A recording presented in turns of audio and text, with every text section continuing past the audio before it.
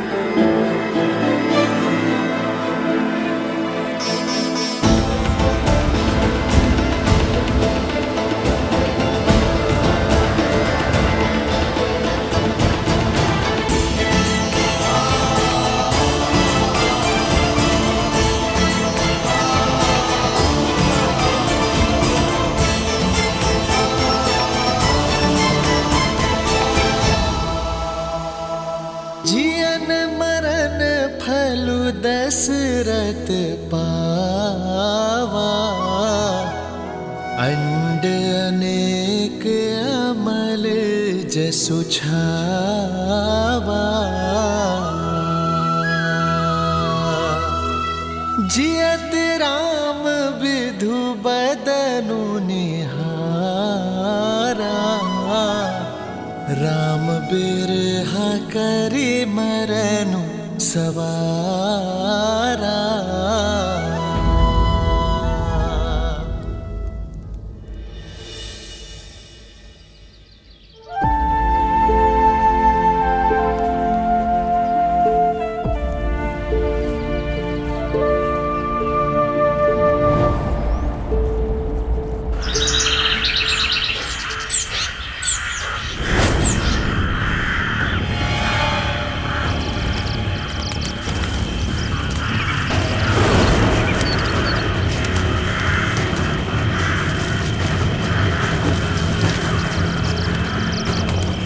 सावधान हो जाइए भैया, पंछियों का यह विचलित स्वर संकेत है कि अवश्य कोई अनिष्ट निकट है हमारे।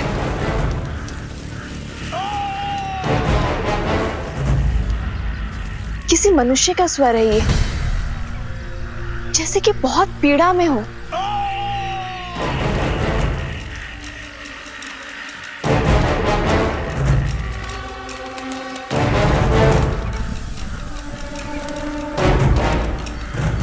लक्ष्मण,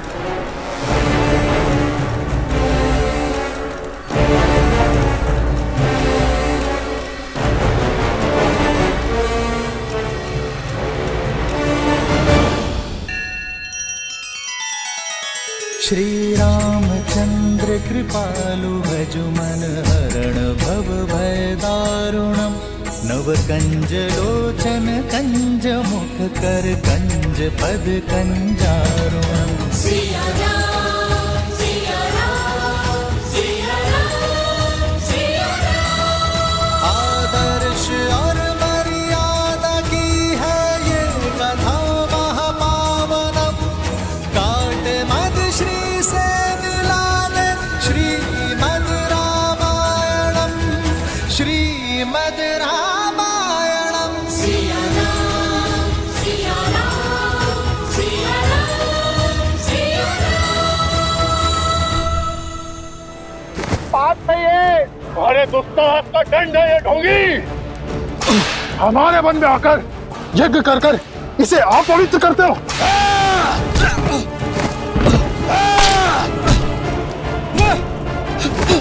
अब इस यज्ञ की अग्नि में जीवित जलोगे तुम।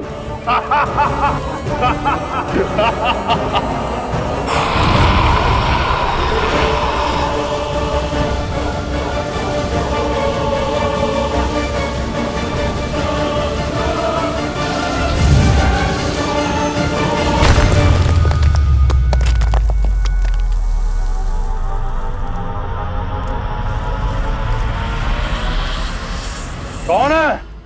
सामने आ।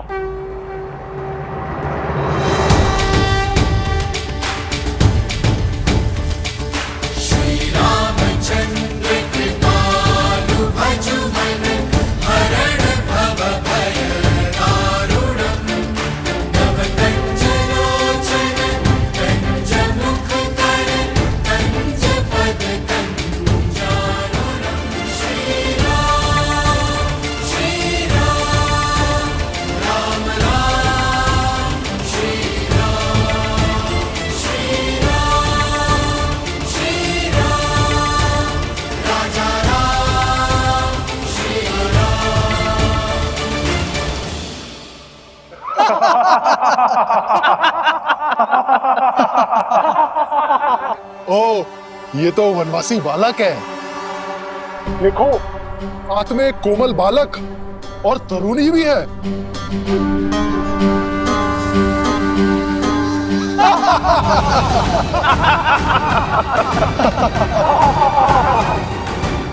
हमारे वन में हमें ललकार कर बहुत बड़ी भूल कर रहे हो नादान बालक। इन्हीं ऋषियों के साथ तुम्हारी भी आहुति देंगे। अभी एक क्षण में ज्ञात हो जाएगा कि कौन किसकी आहुति देता है। लक्ष्मण,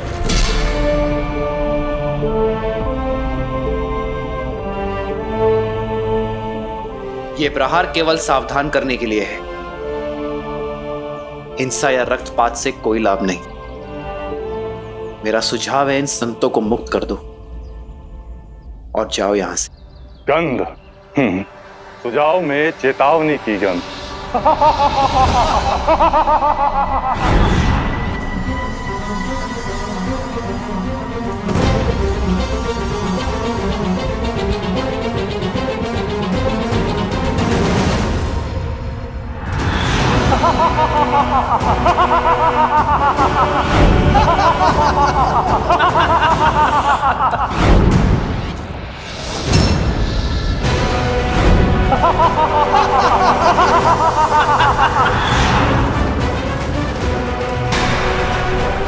सीते,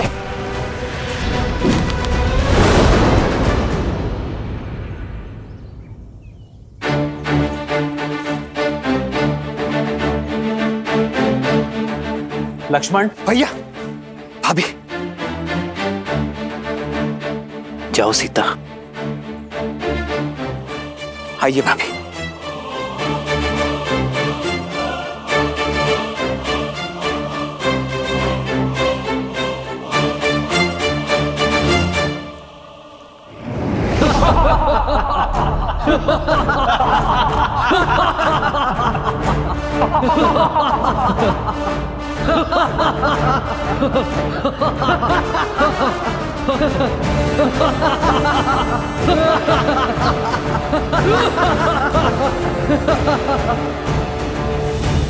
संदेश उचित था मेरा। कदाचित भाषा समझनी है, भाषा बदलनी होगी।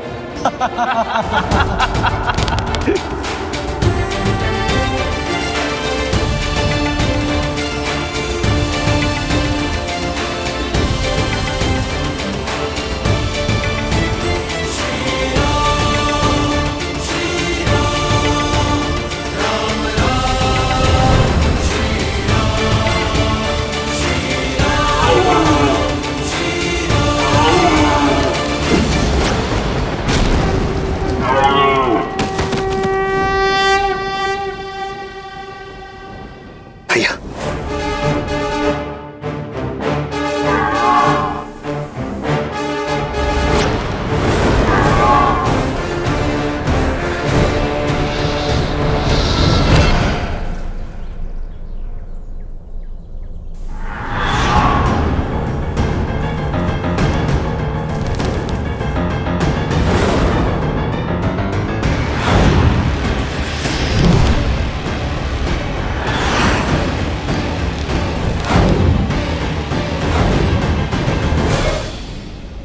भैया, ये राक्षस तो माया युद्ध में प्रशिक्षित है। यदि हम इन्हें देख ही नहीं पाएंगे तो इन पर बाण चलाएंगे कैसे? इन्हें देखकर बाण चलाना ही हमारी भूल है लक्ष्मण। केवल नेत्रों से नहीं, सभी इंद्रियों की सहायता लेनी होगी हमें। समझ गया भैया, शब्द भेदी बाण।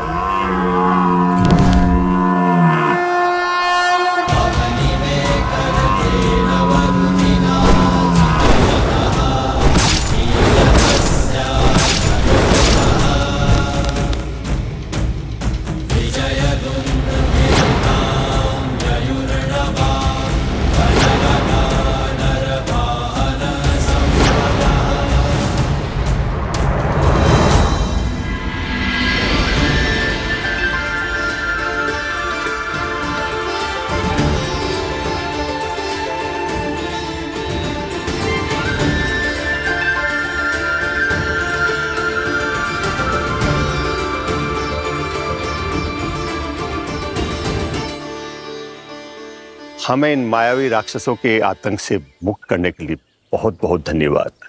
क्या हम हमारे तारणहार का परिचय जान सकते हैं? ऋषिवर, मैं अयोध्यापति दशरथ नंदन राम। राम, वही राम जिन्होंने ताड़का और अहिल्या का उद्धार किया, शिव धनुष भंग किया। जी हाँ ऋषिवर, वही दशरथ नंदन श्री राम। आज सारे तपों का फल मिल गया। यदि कोई आपत्ति ना हो, इस चित्रकूट वन में रुककर हम ऋषियों का भी उद्धार करें। हमें इन दुष्ट राक्षसों के प्रकोप से बचाए प्रभु। संतों की सेवा मेरी नियति है, आपत्ति नहीं। हम यहीं रुकेंगे ऋषिवर। क्या करना है जानते हो ना लक्ष्मण? जी भैया, भली भांति जानता हूं। वही जो हमने ताड़का और सुबाहु के साथ किया था, क्योंकि राक्षसों को भी विधाता ने उन्हीं पंच तत्वों से बनाया है जिनसे हम बने हैं। इसीलिए प्रत्येक जीव का अंतिम संस्कार रीति पूर्वक होना ही चाहिए, है ना भैया? शोक बिकल सब रोवहीं रानी, रूप सीलु बलु तेजु बखानी।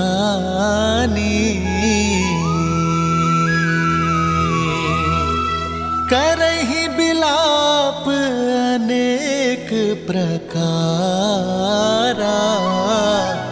परहि भूमि तल बारहि बारा।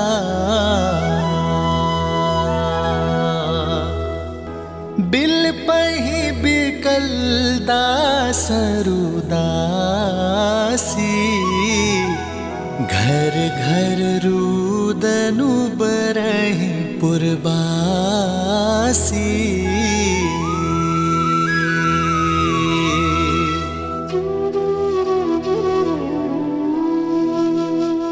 आज अयोध्या में अंधेरा है,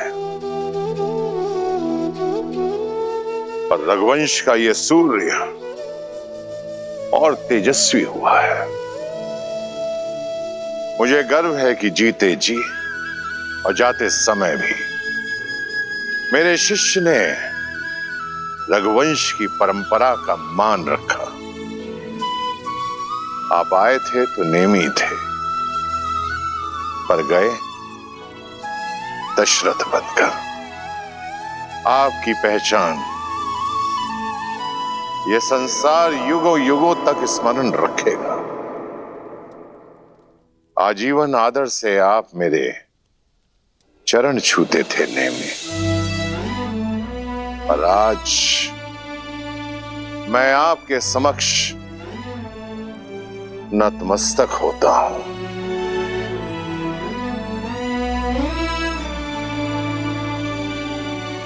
जिन्हें परम धाम जाना था वो तो चले गए आचार्य, पर जो यहां है उन्हें सांसारिक नीतियों का तो पालन करना होगा।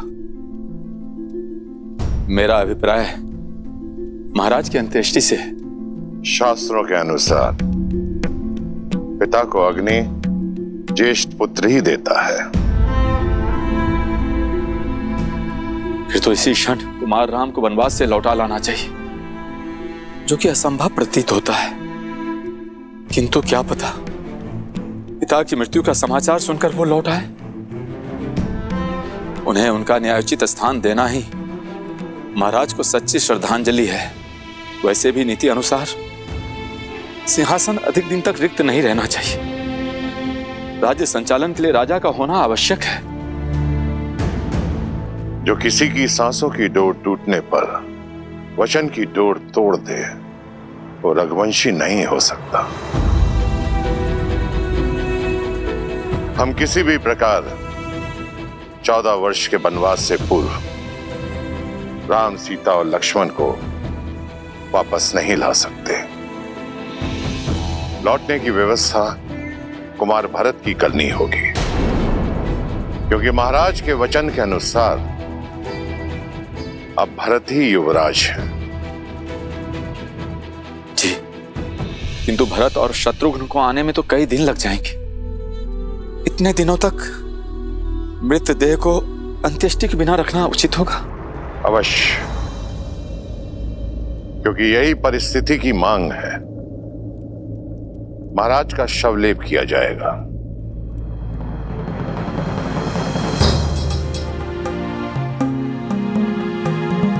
सैनिक, अयोध्या के सबसे तीव्र अश्रु लेकर कैकेयी पहुंचो और भरत और शत्रुघ्न को यह संदेशा दो कि मैंने एक विशेष उद्देश्य के लिए उन्हें तुरंत अयोध्या बुलाया है। महाराज अश्वपति और कुंवर युद्ध जीत के लिए अयोध्या से उपहार लेकर जाइएगा। अपनी भावनाओं को संतुलित रखना। महाराज के स्वर्गवास और राम के वनगमन की भनक भी उन्हें नहीं लगनी चाहिए। ये उन्हें यहां तक आने नहीं देगी।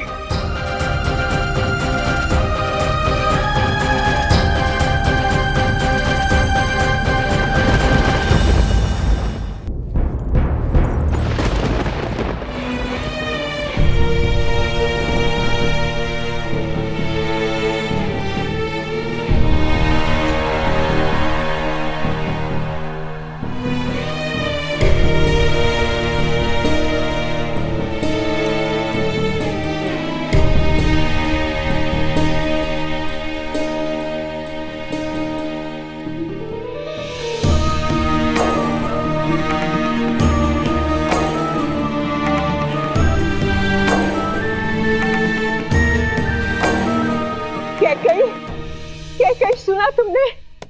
आचार्य वशिष्ठ ने भरत को अयोध्या वापस बुलाने का आदेश दे दिया है। इसका अर्थ समझती हो? मेरा भरत लौट रहा है।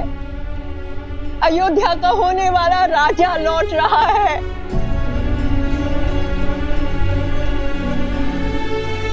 किंतु ये सुनकर चिंता क्यों? चिंता उन प्रश्नों की है जो भरत के साथ आएंगे। कैसे मिलूंगी मैं उससे? क्या कहूंगी मैं उससे? कैसे समझाऊंगी मैं अपने भरत को?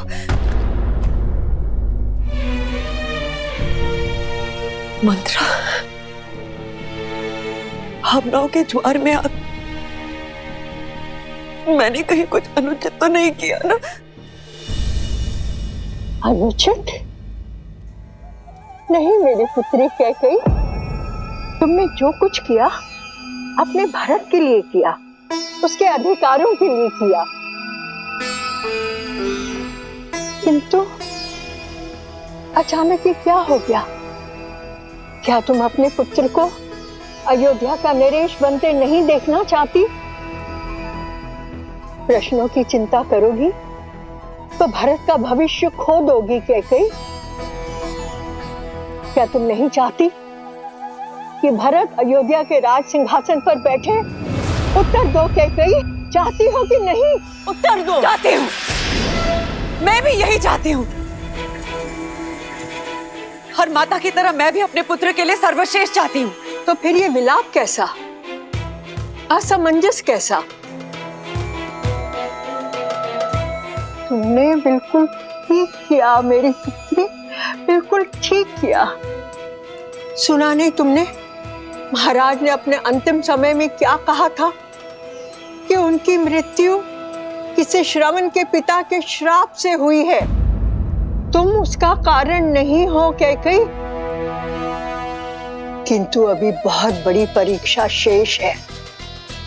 भरत के लौटने पर अपनी भावनाओं में मत बहना कैकेयी, संयम रखना। तुम्हारा मार्गदर्शन न केवल भरत का बल्कि पूरी अयोध्या का मार्ग प्रशस्त करेगा। किंतु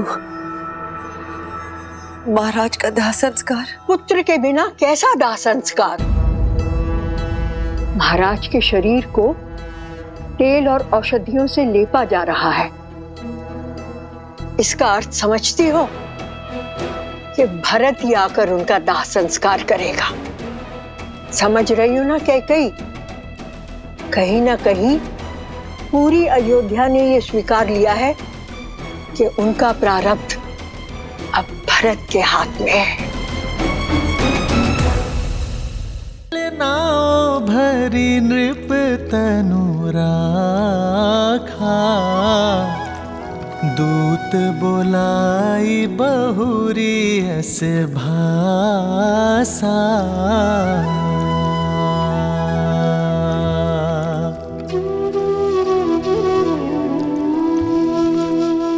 ठीक प्रकार से औषधि युक्त तेल में पूरा शरीर समा जाना चाहिए।